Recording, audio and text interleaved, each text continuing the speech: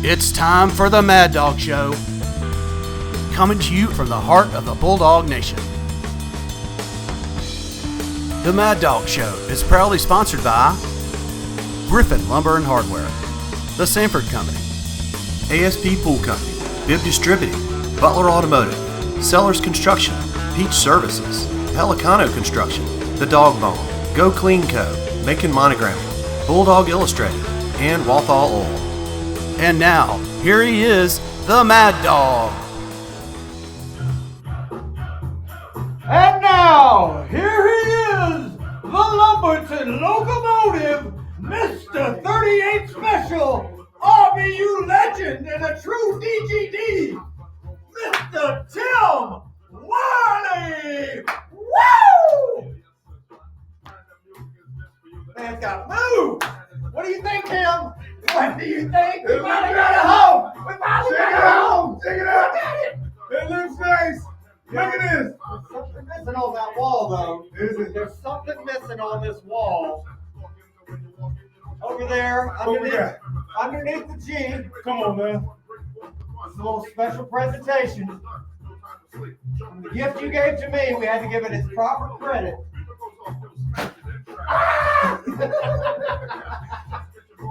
My man. My man. It's gonna be 38 right special. here. That's right. Yeah. That's right. Now, I'm not an artistic person, as you can tell. I'm gonna have this professionally done. Yes, sir. And then it's gonna go Nice. up here. I don't even know where we can put this. Let's put this right here for right Okay. now. Nice. Put it on either side. Lulu, what do you think? Ah! Woo! All right. Beat your hot dog. I like this music. Let's do it. That's great. That's great walkout music. That's good. Man, I'm so excited to have you here in person so that we can finally be together instead of on the computer. Amen. My man. My man. We've got Lulu as our special guest tonight. Speaking of RBU, let's talk about our running backs. Let's get it. So, you obviously love our man straight out of Compton, Frazier. What have you thought about him so far?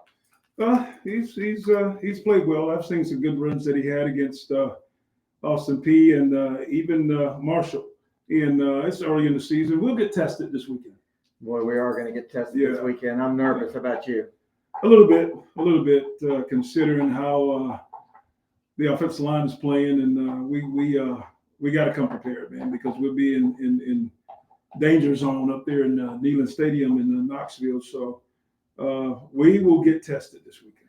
The O-line, that's a whole other show. We're going to give them another week to prove themselves. They've been a work in progress. They've had some injuries. We want Dr. Schnetzer, Dr. Feelgood to weigh in on that as a former O-lineman for the University of Georgia. So we're going to give them another week. Speaking of other backs, we have Chauncey Bowens, number 33. To me, has been a pleasant surprise. I was somebody I thought might move down the depth chart due to Roderick Robinson coming back, due to Josh McCray. But he's been a breath of fresh air. What have been kind of your thoughts on him? I think he gets the tough yards. Yeah. I mean, he's a short, stocky running back, and he's one of those guys that's going to get you those tough. And he's a bruiser. You can't just take him down with one arm. Right. We got guys with different styles of running. Right. I still believe that Frazier has that speed. He can run inside or outside. Right. And but like I said, I'm gonna keep saying this. The first two games were they were games, but the competition level was totally different.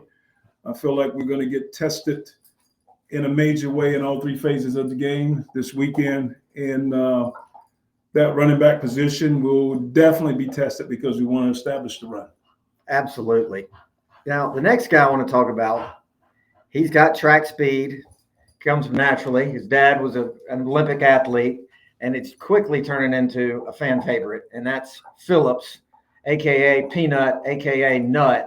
Right. He's somebody that, regardless of whether the line is, hitting all their blocks or not, he's got the kind of speed to kind of dodge in and out, get to that open space, and make something happen. What's something you've seen out of him that you really like, other than what I said? Well, number one, I think he's tough. He's not that big, but he's very tough. And there's an old saying, speed kills. Right. Okay. And I feel like with a guy running a consistent 4.3, 10, 300-meter guy, right.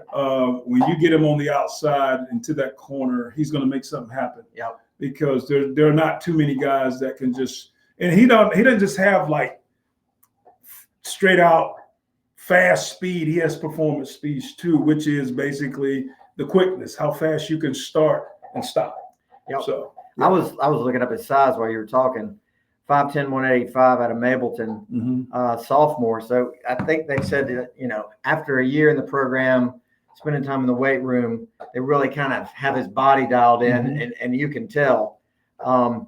Speaking of guys that have been in the weight room, been around for a while, Cash Jones. Now, Tim, I need you to explain something to me. Okay. Cash is also a fan favorite. He's kind of that blue collar, lunch pail, working man's back. But as much as I love him, if it's 3rd and 1 or 3rd and 2, why are we running him up the middle? I can't figure that out. Please explain to me why we would do that, if that is possible. Well, sometimes things happen that we don't see every day, and a lot of stuff happens in practice. Right. You have your favorite in practice that's running certain plays, and you're going to try to carry it over into the ball game until something happens. Yeah. And so that's what I see happening with Cash. Yeah. It was seen to the audience that you would take a guy like, what was number 33? I keep forgetting his name. Bowens, and give him the tough, hard 2 yard, 3 yard, 1 yard. But it's something that they're practicing with Cash. He's been consistent, but there's some yardage that you should have that bulky guy in there that is going to move the pile. But Cash is he's a good guy, man. I don't take anything from him. He works hard, and I do believe that's the reason he's in there. Well, your answer is exactly what the average person like me would not have the insight to see, because that play is counterintuitive. But obviously, as somebody who has played at the University of Georgia, I think you're spot on, and it's something they've practiced. It's something they've seen him be able to do and get in there and find those little cracks and crevices maybe that a bigger guy wouldn't be able to do. Speaking of bigger guys, it's somebody that we've been wanting to see, everybody's been wanting to see, and that's Roderick Robinson, who's been trying to overcome turf toe, and everybody's been wondering, where has this guy been? Well, for some reason, it's almost been like a secret. I finally found out that he's got a hamstring issue. Wow. So as someone who has dealt with turf toe, I'm sure that you've had to deal with a hamstring in the past. Talk about how that would, to me, sound crippling to try and come back. You've already got the turf toe issue. Now you got a hamstring. Right. That's got to be a huge setback. It's a setback because, number one, turf toe is a very severe injury, and a lot of people don't understand what turf toe is. All turf toe is a sprain of the big toe. And if you didn't know, the big toe is the most sensitive thing on your body. But he had surgery, okay? And so it was going to take him a while all year to recover from that. But I think the hamstring pull probably came by overcompensating on the other leg. Okay. It's like I've tore my knee up, and so you overcompensate on the right leg, and you give more strength to the leg that you injured. Yeah. Just like Zeus did. Right. Yeah. Same thing Zeus did. Right. Because you overcompensate, and all of a sudden that other leg is weaker because you're focused on that one particular foot. And I think because of the foot injury, and the way he's moving, it will cause maybe a hamstring or even a groin pull. But this is what I learned. I was the type of running back, Mad Dog, that I never pulled my hamstring. You know why? Because I ran with my knees up. Okay. Yeah. But I did pull my hip flexor and a groin. Most guys that don't get their knees up, they're going to pull a hamstring. Right. Okay. Guys that do get their knees up, most of the time they pull their hip flexor. Right. Or a groin. But I think Robinson is just overcompensating on the toe injury, and but it has to be frustrating for him. Yeah. He sat out the whole season last year, and then you think he's going to be healthy this year. But a hamstring, it doesn't take that long. He can recover from that. Let me tell you something. I went to G-Day, and I was walking beside the sidelines outside the hedges. Rob is a Goliath of a man. It's a big dude. He don't look like a running back. And I Yeah. was like trying to imagine him with the ball in his hands and trying to tackle him. No, thank you. Yeah. No, thank you. He's a grown man. It's a big dude. I didn't know, and I said this last year, but I had no idea how turf toe worked until you explained it to me. Mm-hmm. And you told me, you decided to not have surgery. Is that right? No, I got turf toe my freshman year against Georgia Tech on that old horrible surface that Georgia Tech had back in the day, and same stadium, different turf, and it's something that you can't get rid of. It's like it's I don't know why, but till this day, you're talking about 40 years ago, and until this day, I can still feel a little bit of that that tweakness in that turf toe from where that happened. And it's just they say it's better that you break your toe than to sprain it, because it's something, and then to have surgery on it, so it's a different ball game, man. So yeah, it's tough. Yeah, there are two running backs we won't spend too much time on that are kind of what Tim and I discussed as kind of wild cards, and two opposite ends of the spectrum. You got Bo Walker, true freshman, who came in and was really flashing in preseason camp. He's 5'9", 210 out of Ellenwood. Opposite end of the spectrum, we got the transfer, Josh McCray from Illinois, and he's 6'2", 240. Wow. And it's out of St. Augustine.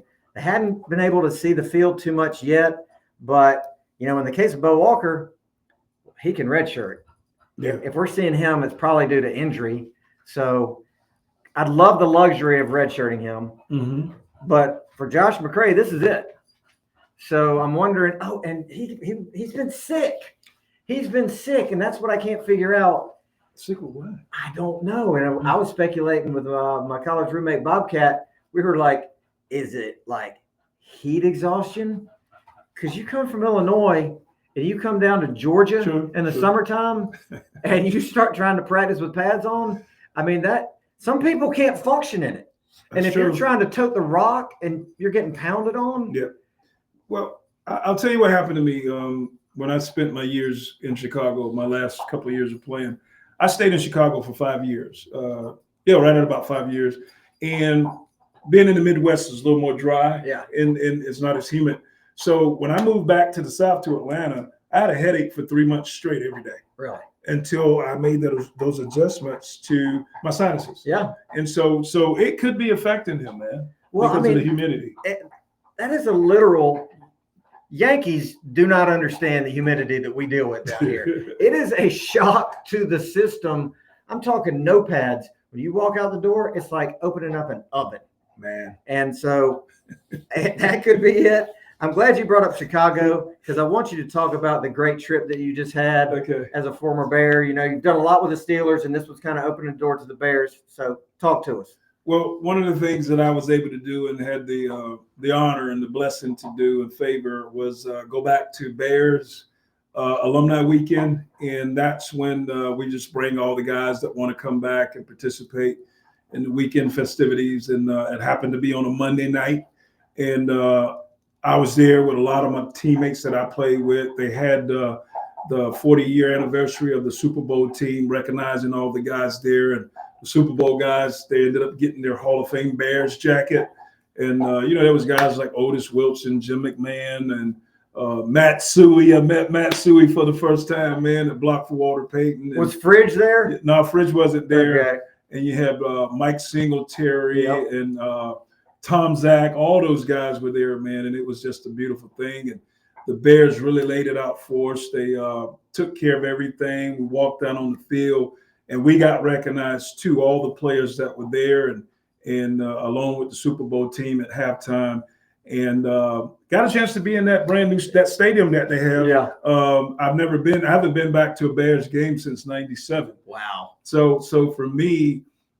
It was an experience. I love the stadium, and the fans were great.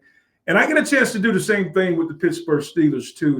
It's just staying in touch and communicating with them, with the people and the fans, and just a beautiful weekend and opportunity.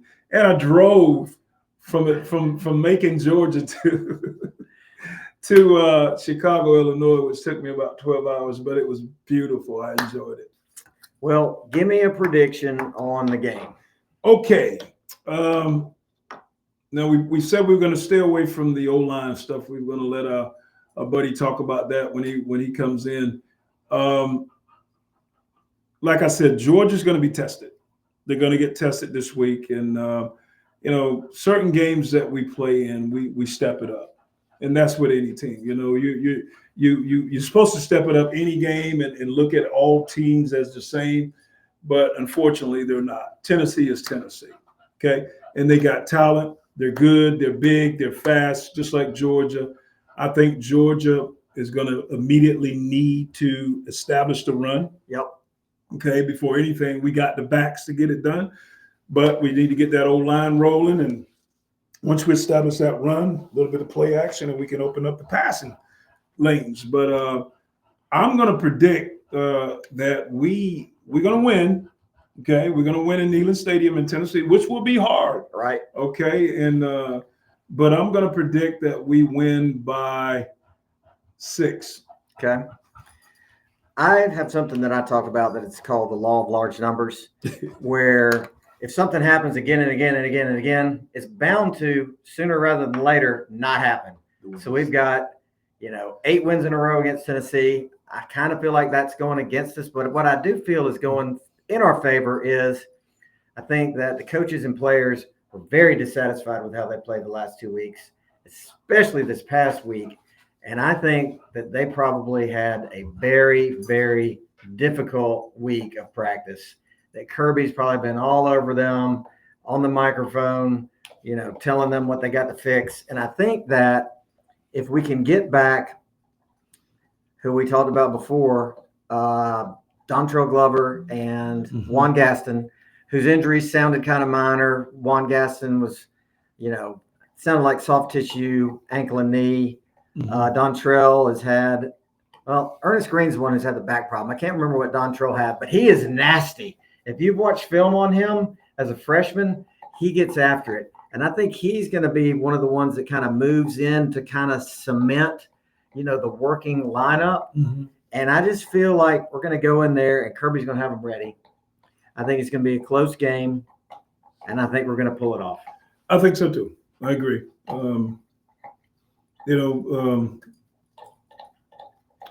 Georgia versus Tennessee, I mean, it's always a big game. We got to look back, even when Herschel was a freshman. Oh, yeah. Tennessee was kind of spanking us a little bit before Herschel actually came into the game. And, of course, I remember 1988 opening up against Tennessee in Athens, Georgia, Labor Day weekend. And, man, we just our running backs and offensive line had a field day. I think we had over 420-something yards rushing that game. And I would love to see that happen this weekend.